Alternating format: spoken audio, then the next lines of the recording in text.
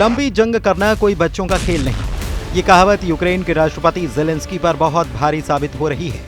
हम आपको हारते हारते यूक्रेन को कुचलने में जुटे पुतिन का वो वॉर प्लान दिखा रहे हैं जिससे यूक्रेन की जमीन को यूक्रेनी सैनिकों का कब्रिस्तान बना दिया गया है। पिछले 24 घंटे में ही रूसी सेना ने जमीन और आसमान से कम 763 से ज्यादा हमले बोले हैं। तबाह होते यूक्रेन की बर्बादी देखकर अब तो राष्ट्रपति ट्रंप भी बौखलाने लगे हैं। अमेरिका में सबसे ताजा सर्वे में अमेरिका ने राष्ट्रपति ट्रंप पर भड़कते हुए कहा है कि ट्रंप पूरी तरह से पुतिन के हमलों की अनदेखी कर रहे हैं और यूक्रेन जंग में ट्रंप अब धृतराष्ट्र की तरह आंखें मूंदे बैठे हैं। हालात ये हैं कि रूसी हमलों की सुनामी लगातार तेज और तीखी होती जा रही है।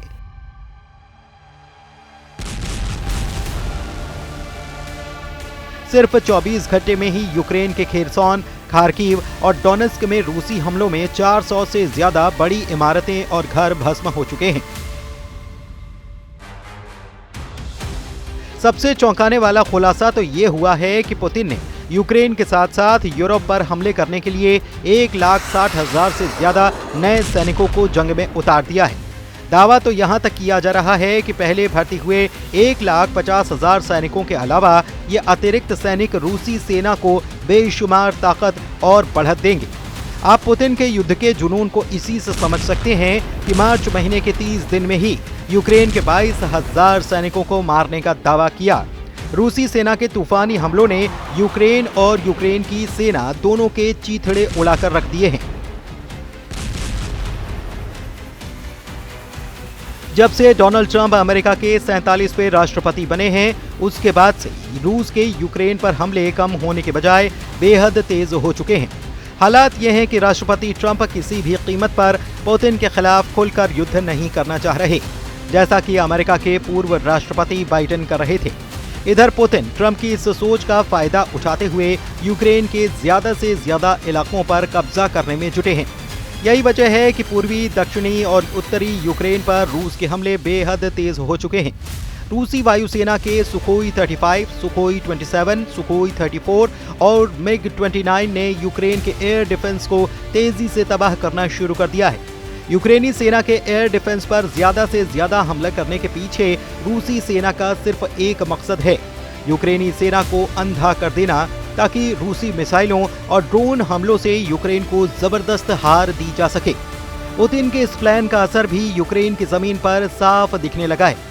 ज़ेलेंस्की ने खुद दावा किया कि पिछले एक हफ्ते से ऐसी कोई रात नहीं गुजर रही जब चिंघाड़ते और दहाड़ते यूक्रेनी ड्रोन और मिसाइलें यूक्रेन के शहरों को तबाह न कर रही हों।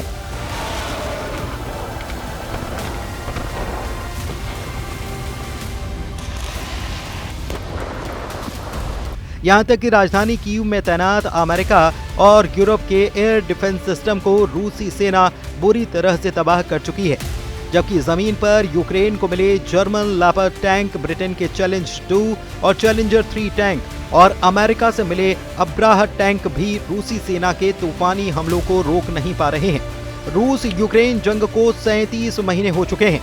चौथे साल में चल रही जंग में अब ऐसे युद्ध के मौके पर यह पहुंच चुकी है जहां पर यूक्रेनी सेना पूरी तरह से तबाह हो रही है।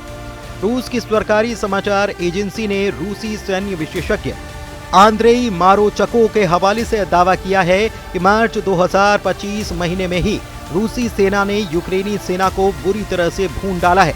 रूसी सैन्य विशेषज्ञ आंद्रेई मारोचको का दावा है कि रूसी सेना ने लुहांस्क बॉर्डर पर ही भयंकर जंग के दौरान मार्च महीने में ही यूक्रेन के 22,000 सैनिकों को मार डाला है, जिसमें भाड़े के लड़ाके भी शामिल हैं, जो यूक्रेन की तरफ से रूस के खिलाफ जंग करने में जुटे थे।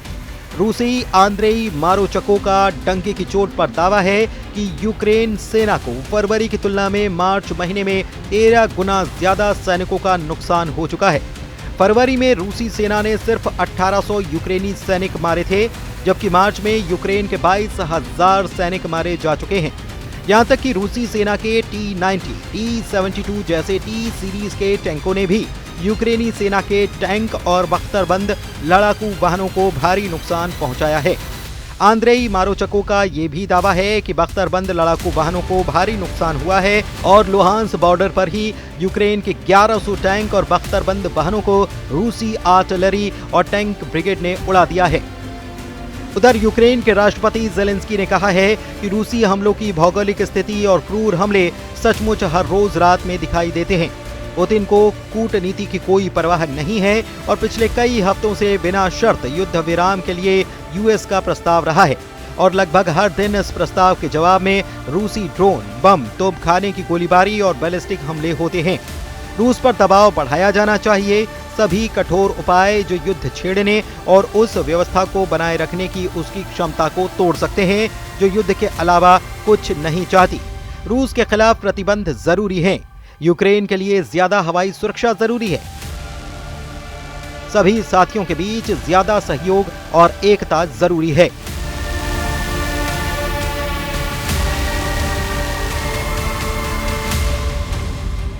यूक्रेन के खार्किव प्रांत में ही पिछले 18 घंटे में काफी यूक्रेनी नागरिक मारे गए हैं। कुछ खबरों में दावा किया गया कि खार्किव में 12 से ज्यादा लोग मारे गए। खार्किव में रूसी हमले में यूक्रेन का सैन्य अस्पताल, शॉपिंग सेंटर, अपार्टमेंट, बड़ी इमारतें और सैन्य ठिकाने तबाह हुए हैं। रूस ने हवाई हमलों से तूफानी हमले किए हैं। यूक्रेन के सुमय, ओदेसा, डोनेस्क में रूस ने 111 ड्रोन से हमले किए।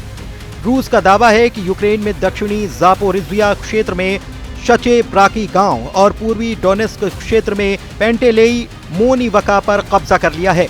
मॉस्को ने यूक्रेन पर पिछले 24 घंटे में यूक्रेन के पावर प्लांट का धुआं निकाल कर रख दिया है। जेलेंस्की ने यूरोपीय देशों से दो टूक कहा है कि अब वक्त आ गया है कि यूक्रेन में यूरोपीय देश जंग करने के लिए अपने सैनिक भेजें।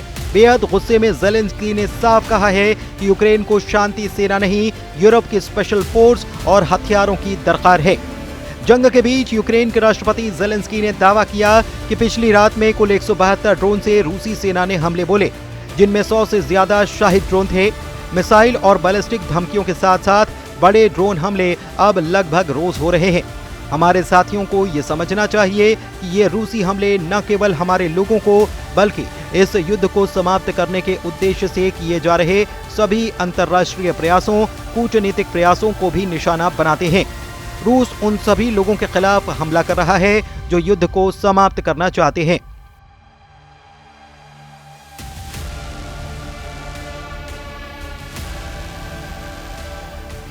दूसरी तरफ यूक्रेन ने रूस के कुर्स्क इलाके से भागकर अब रूस के बेलगरद पर भयंकर हमले शुरू कर दिए हैं। दावा किया जा रहा है कि यूक्रेन ने ऐसा इसीलिए किया ताकि रूस को अपनी सैन्य ताकत को कुर्स्क की जगह बेलगरद में भेजना पड़े, क्योंकि इस वक्त कुर्स्क में यूक्रेन के 50,000 सैनिकों के साथ साथ नेटो के 30 बड़े अफसरों को रूसी सेना ने चारों तरफ से घेर लिया है। जरा पश्चिम रूस के कुर्स्क से इस इलाके की तस्वीर को देखिए, जहां पर रूसी सेना को भारी नुकसान उठाना पड़ा है। हालात ये हैं कि जो जेलेंस्की सोच रहे थे कि कुर्स्क इलाके पर कब्जा करके पुतिन को घुटनों पर ला देंगे, वो जेलेंस्की अब पुतिन के ऐसे फंदे में फंस चुके हैं जहां पर यूक्रेनी सेना के नरसंहार पर बड़ा खतरा पैदा हो गया है। अब इन हालात से साफ है कि पुतिन का मिशन सिर्फ यूक्रेन नहीं है। पुतिन अब यूरोप को भी घुटनों पर लाने की तैयारी में जुटे हैं। यानी अब जंग साल 2026 तक चलेगी, ये बिल्कुल साफ हो चुका है।